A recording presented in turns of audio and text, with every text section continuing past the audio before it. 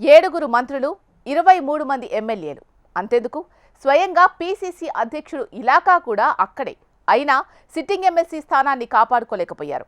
కరీంనగర్ పట్టభద్రుల ఎమ్మెల్సీ ఎన్నికల్లో కాంగ్రెస్ ఓటమికి కారణాలు ఏంటి? అభ్యర్థికి హ్యాండ్ ఇచ్చిన ఆ నేతలు ఎవరు? ఇది సమిష్టి వైఫల్యమా లేక మరెక్కడైనా లోపం ఉందా? Let's watch the story. MLC ఎన్నికల రూపంలో కాంగ్రెస్కు తొలి ఎదురు దెబ్బ తగిలింది. తెలంగాణలో ప్రతిష్టాత్మకంగా జరిగిన కరీంనగర్ గ్రాడ్యుయేట్ ఎమ్మెల్సీ ఎన్నికల్లో కాంగ్రెస్ మద్దతు ఇచ్చిన అభ్యర్థి 2వ స్థానానికే పరిమితమయ్యారు. రాష్ట్రంలో అధికారంలో ఉన్న పార్టీ, అదేగాక హస్తం సిట్టింగ్ స్థానం. అలాంటి చోట కాంగ్రెస్కు ధమ్కీ ఇచ్చేలా మండలి సీటును ఎగరేసుకుపోయింది కమలం పార్టీ. బీజేపీ, కాంగ్రెస్, మరో బీఎస్పీ అభ్యర్థి మధ్య హోరాహోరీగా జరిగిన ట్రయాంగిల్ ఫైట్లో చివరికి కాషాయ దళానిదే పైచేయి అయింది. ఏడాదిలోనే 52,000కు పైగా ప్రభుత్వ ఉద్యోగాలు ఇచ్చామని, ప్రైవేటు పెట్టుబడులతో యువతకు ఉద్యోగ అవకాశాలు కల్పిస్తున్నామని చెప్పినా పట్టభద్రులు విశ్వసించలేదా? ఇది ప్రభుత్వంపైన వ్యతిరేకత లేక అక్కడి స్థానిక లీడర్లపై పెల్లుబికిన ఆగ్రహమా అనే చర్చ నడుస్తోంది.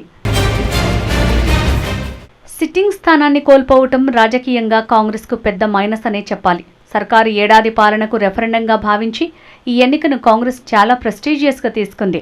అభ్యర్థి నరేందర్ రెడ్డి గెలుపు కోసం మంత్రులు, స్థానిక ఎమ్మెల్యేలు, పీసీసీ చీఫ్ సహా ముఖ్య నేతలంతా మోహరించి ప్రచారాన్ని హోరెత్తించారు.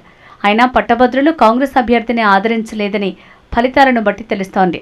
నరేందర్ రెడ్డి చివరి వరకు బీజేపీకి గట్టి పోటీ ఇచ్చినా గెలుపును సొంతం చేసుకోలేకపోయారు.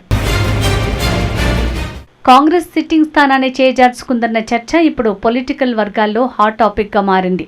అధికారంలో లేనప్పుడు గెలుచుకున్న ఈ స్థానాన్ని అధికారంలోకి వచ్చాక కోల్పోయిందనే టాక్ నడుస్తోంది. బీజేపీ మాత్రం ఈ ఎన్నికను తమకు అనుకూలంగా మలుచుకోవటంలో సక్సెస్ అయింది. తెలంగాణలో ప్రస్తుత రాజకీయ పరిణామాలను తమ వైపుకు తిప్పుకునేందుకు కాషాయ పార్టీకి బలంగా ఉపయోగపడ్డాయి ఈ ఎమ్మెల్సీ ఎన్నికలు. ప్రతిపక్ష పార్టీగా ఉన్న బీఆర్ఎస్ని బీజేపీ రీప్లేస్ చేసిందన్న చర్చ జరుగుతోంది. ముఖ్యంగా ఉత్తర తెలంగాణ జిల్లాలో బీజేపీ బలంగా దూసుకుపోయేందుకు ఈ ఫలితాలు ఊతమిచ్చాయట. మరోవైపు కర్ణుడి సావుకి 1,00,000 కారణాలు అన్నట్టు కాంగ్రెస్ ఓటమి కూడా అలాగే ఉందట. అంతమంది మంత్రులున్నా ఏకంగా ముఖ్యమంత్రే స్వయంగా రంగంలోకి దిగి ప్రచారం చేసిన సీటును నిలబెట్టుకోలేకపోయారు. క్షేత్రస్థాయిలో కార్యకర్తల్ని సమాయత్తం చేయలేకపోవటం, నాయకత్వ లోపం తీవ్రంగా కనబడుతోందట. కాంగ్రెస్ పార్టీలో ఉన్న వర్గపోరు కూడా ఈ ఓటమికి ప్రధాన కారణంగా తెలుస్తోంది. మంత్రులు పెద్దగా పట్టించుకోకపోవడంతో ఎమ్మెల్యేలు కూడా అలానే లైట్ తీసుకున్నారట. కాంగ్రెస్ ఎమ్మెల్యేలు ఉన్న చోట కూడా కాంగ్రెస్ అభ్యర్థికి రావాల్సిన ఓట్లు పడలేదట. ముఖ్యంగా ఉమ్మడి కరీంనగర్ జిల్లాలోని 3 కాంగ్రెస్ ఎమ్మెల్యేలు ఉన్న చోట ఈ పరిస్థితి దారుణంగా ఉందట. ముఖ్యంగా ప్రచారం ముగిశాక చేయాల్సిన పోల్ మేనేజ్మెంట్ సమయంలో పోలింగ్ జరుగుతున్న సందర్భంలోనూ కాంగ్రెస్ నాయకులు ఎక్కడా కనిపించలేదట. 3 రోజుల పాటు జరిగిన కౌంటింగ్ ప్రక్రియ సందర్భంలోనూ కౌంటింగ్ సెంటర్లో ఒక్క కార్యకర్త కూడా లేకపోవటం పార్టీలోని నాయకత్వాలేమికి అద్దం పట్టిందన్న చర్చ జరుగుతోంది. బీజేపీని గెలిపించుకునేందుకు ఓవైపు కేంద్ర మంత్రి బండి సంజయ్ సహా ఒకరిద్దరు ఎమ్మెల్యేలు, కీలక నాయకులు కరీంనగర్లోనే అడ్డా వేశారు. కానీ కాంగ్రెస్లో ఇంతమంది ఉన్నా కూడా ఎవరూ కరీంనగర్ కేంద్రంగా చివరి 2 రోజులు అందుబాటులో లేకుండా పోయారన్న ఆరోపణలు వినిపిస్తున్నాయి. ఇలాంటి పరిస్థితి ఉంది కాబట్టే కాంగ్రెస్ చేతులారా సిట్టింగ్ని కోల్పోయారనే విమర్శలు వినిపిస్తున్నాయి. ఇలా అనేక రీజన్స్ కాంగ్రెస్ ఓటమికి కారణమయ్యాయి. గెలిచే అవకాశమున్న సిట్టింగ్ సీటును బీజేపీకి అప్పగించడంపై తెలంగాణ కొత్త ఇన్ఛార్జి మీనాక్షి నటరాజ్ సీరియస్గా ఉన్నారట. కాంగ్రెస్ నేతల ఎన్నికల ప్రక్రియపై ఆరా తీస్తున్నారట. గెలుపు కోసం ఎవరెవరు ఏ మేరకు పనిచేశారు, ఎవరు పాల్గొన్నట్టు నటించారో వివరాలు తెలుసుకుంటున్నారట.